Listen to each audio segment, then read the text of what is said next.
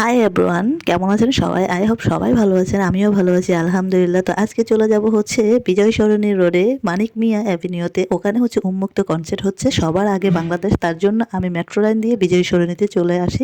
বিজয় সরণি সংসদ ভবনের অপর পাশে এই কনসার্টটা হচ্ছিল। আর এখানে এসে দেখি এত মানুষ, মানে মেট্রো লাইন দিয়ে আমি এসেছি আর এই অর্ধেক মানুষ গেদাগেদির মধ্যে আসার পরে আমার খুব ক্ষুধা লেগে যায়। তো এখানে ভাপা পিঠা গরম গরম খেয়ে নিচ্ছে আর এখানে প্রচুর খাবার বসছিল। এই খাবারের জন্য আরও মানুষ ভিতরে ঢুকতে পারছিল না। তার পাশে সংসদ ভবনটা, তো ভাবলাম একটু এই সুযোগে ছবি এবং কি ভিডিও করে নেই।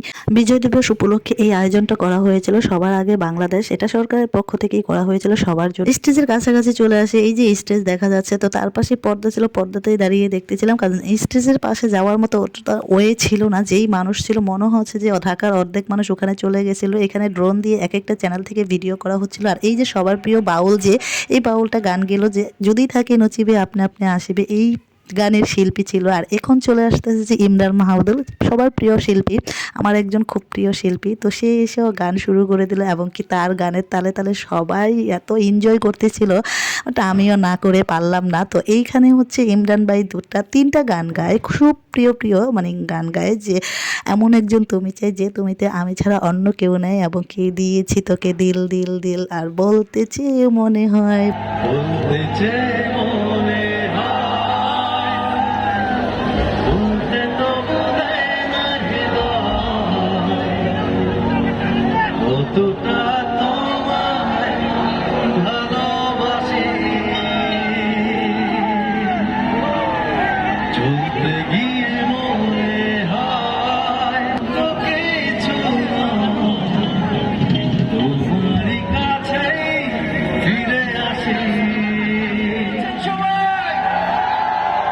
সবাই একসাথে মেতে উঠবো বিজয়ের উল্লাসে। সবার আগে বাংলাদেশ, সবার হাত তুলে দেখতে চাই।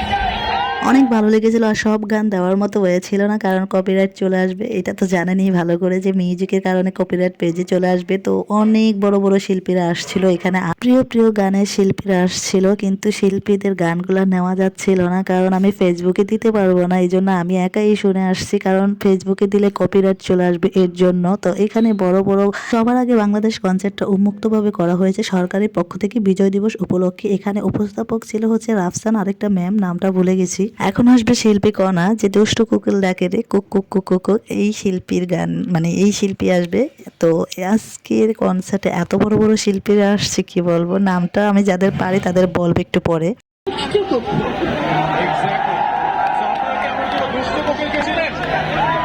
তাদের নামটাকে আমরা কি শুনতে পারি? দুষ্টু কোকিলের নামটা কি?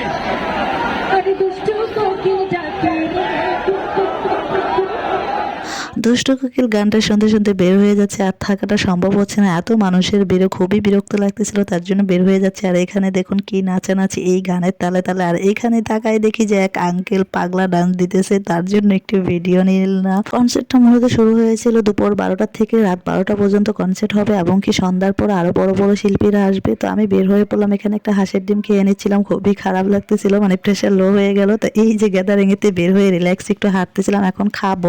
সন্ধ্যা হয়ে গেছে, তার জন্য বের হয়ে পড়লাম, কারণ আবার এমনিতেও ক্ষুধা লেগেছে। তো বাসায়ও যেতে হবে অনেক দূরে যেহেতু, কিন্তু রাতে কিন্তু অনেক বড় বড় আরো শিল্পীরা আসবে, পছন্দের পছন্দের জেমস, আসিফ, কিছু করার নাই, কারণ তারা রাতে আসবে যেহেতু। আর এটা যেহেতু দুপুর 12টার থেকে শুরু হয়েছে, রাত 12টা পর্যন্ত এই কনসার্ট হবে। আর কে কে গিয়েছেন এই সবার আগে উন্মুক্ত বাংলাদেশে এই কনসার্টে অবশ্যই কমেন্টে জানাতে পারেন, যেহেতু আমিও গিয়েছি। আর লাস্টে কিছু পিক তুলেছিলাম, সেগুলো দিয়ে দিলাম। বের হতে চেয়েছিলাম না, কিন্তু ভালো লাগলো। এই বছরের 16ই ডিসেম্বরটা বের হয়ে এখানে এই কনসার্টে। তো এখানেই ভিডিওটা শেষ করে দিচ্ছি।